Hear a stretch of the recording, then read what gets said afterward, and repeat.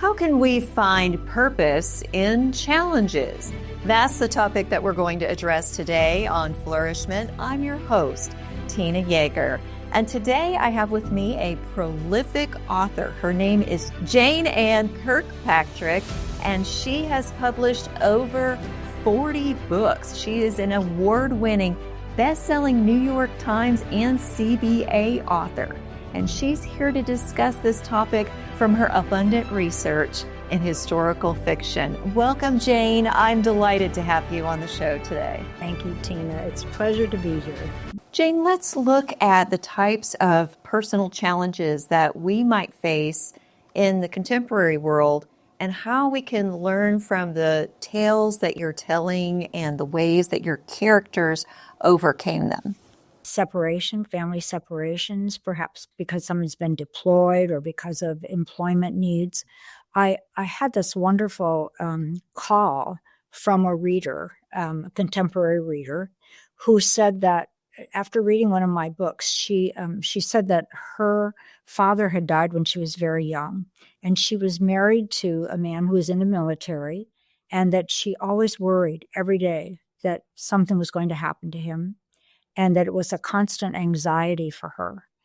And she said after she read one of my books, she said, I realized that I don't have any control over what's going to happen to him. And that what I do have control over is the kind of support I create. And she said, I spend a lot of time around men because she was in the military herself. And she said she decided that she would start a round-robin book club with female members of her family. Because she said, I can't control that I have a support system in place. So when something bad happens, I've got other people that I can call on, I can refer to. She took the challenge and turned it into something creative that she could control. And I do think that's a primary way that these women that I wrote about, and there's actually a quote from a novelist, James Baldwin, who said, when things are tough, don't complain, create. Find another way to make a difference, make a change. It's probably a part of the old saying of turn lemons into lemonade, in that sense. It does remind me when I'm feeling particularly challenged about something to say, well, what do I have control over? What can I really do? And this woman, to me, taught me a lesson about, well, what she had control over is preparing, and recognizing that we don't have control over very much, but we do control the way we think about things and the lens that we look at things through. I think another contemporary challenge is maybe economics and people struggling with how to get enough money and, how do we make decisions about enough income and, worrying about whether there's enough for your family or your children. And this happened often for women in history. And that's where many of them developed their independence. They would marry, for example, her family, they made butter and they sold the butter because it was the Oregon coast. And this will seem very strange in some extent, but there were many shipwrecks and some of the stuff would come onto shore. And so one of the huge money makers, things that came onto shore were beeswax, if you can imagine. And it was used as ballast in early ships, but also it was sent to the New World so that the monasteries on the West Coast could make beeswax candles. So they were not made out of tallow, which has a scent to it that's not always pleasant, but beeswax is. And they would wash up on shore in huge chunks. And so part of Mary's experience was going with her father to look for chunks of beeswax that could be melted down and sold. It's that, again, sort of creatively coming up with alternative ways. Etsy, which is that website that has a lot of individual creative people who are, selling their wares on that. It's, I think, taking advantage of the gifts that God has given us that we maybe hadn't realized, and how that can support our family. Maybe it's that we don't have a way to economically have another side income, but creatively to be able to make a meal that is a gift that uses our creativity as, making the kind of food that really serves our family and enriches them. Just even having a household where you can sit around the table. I remember one time I was in line at a grocery store and it had a Norman Rockwell picture on the cover of a magazine, and it was Thanksgiving and they were sitting around the table. And a little boy in line behind me, he was probably 8, he said, "What are they doing there?" And I looked at him, I thought, is he being funny? But he looked very serious. And I said, "Well, they're having Thanksgiving dinner." And he said, "But what are they doing?" And I said, "It's at the table. And they're all sitting around the table so they can look at each other and talk to each other." And I said, "Do you have a table?" And he said, "Well, yes, but it has stuff on it." And I said, "Well, where do you eat?" And he said, "In front of the TV." And so that reminded me of how powerful it is when young families make a decision to have maybe even one meal a day that you all share together around a table, that those are ways of managing the challenges and hopefully appreciating those small moments that you might have in your family's life.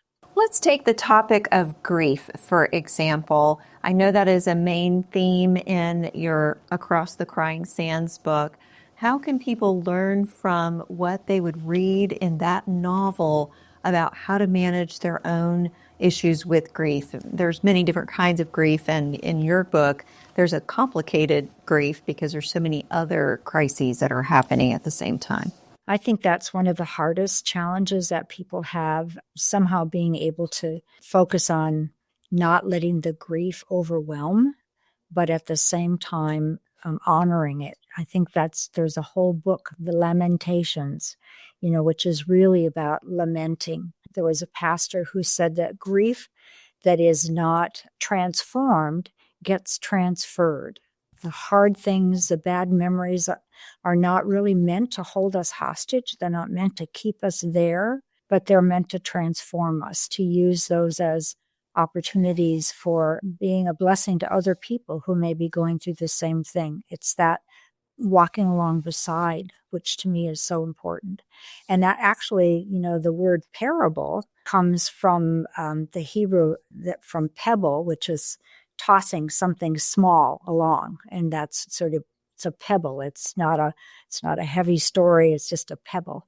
And I always liked that was so close to the Greek word for comfort, because one is to toss along beside and the other is to come along beside. And so just sometimes the very act of reading about how other people dealt with their grief can be a blessing and can be an encouragement. My life before I was a writer and before I was a homesteader, I was in mental health. I was a director of a mental health agency and spent time working with families, and primarily families that had children with disabilities. And so, that was a grief for a great many families that maybe had a child that they were expecting, this fully healthy baby, and maybe the baby was born with a number of health and medical challenges. And so, finding a way to help honor that grief and the uncertainty, which is what is a huge part of grief. What next? What's going to happen now? The ability to sit with someone who is struggling with that.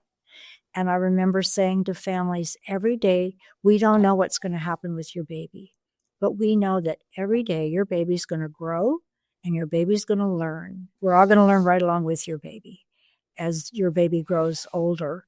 But to honor the fact that it isn't happening the way you thought. I know that families who, for example, have a premature baby, that there were always 3 things that we sort of looked at that we could help support. One was to give them information, not tell them what to do with it, but help explain what this specialist was and what this person could do or couldn't do.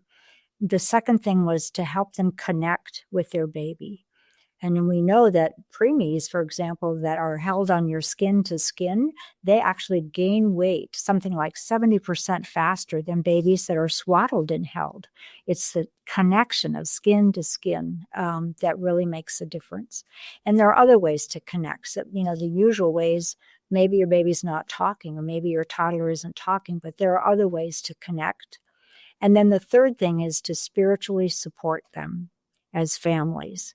And that can often mean helping connect them to a religious person, a theological person, but very often it's just to not judge them harshly, is what I say. That it's a terrible time in someone's life, and they may be short-tempered, or they may be growl, or maybe they forget appointments or whatever.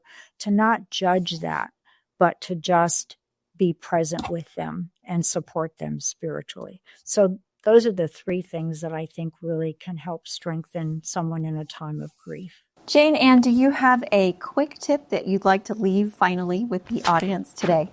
It is trusting the power that God has given you to make a difference in the lives of other people. And I'll just tell you a very quick story. A woman in her 80s told me that when she was 5, she was British, and she was running in the rubble of London. She said, my mother had died and my dad was not good to me. And she said, I was running in the rubble of London and I fell and my knees were bloody and my hands were bloody. And she said, I was 5 years old and I said to myself, why should I even get up?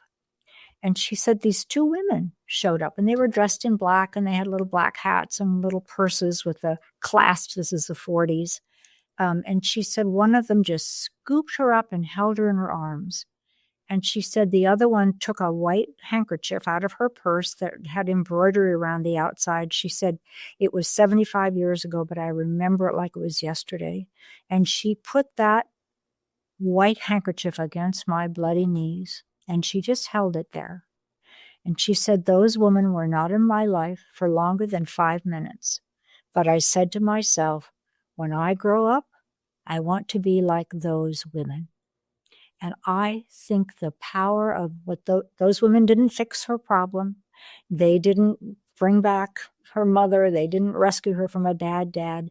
They gave what they had to give, which was to see her and to meet that need in that moment. And I think we may have opportunities like that. I believe we do every day, to smile at a child, to help somebody open the door for them, to be present for another human being. And so I would say that is my quick tip, to just be present and trust that you have the strength to make a difference in the lives of others.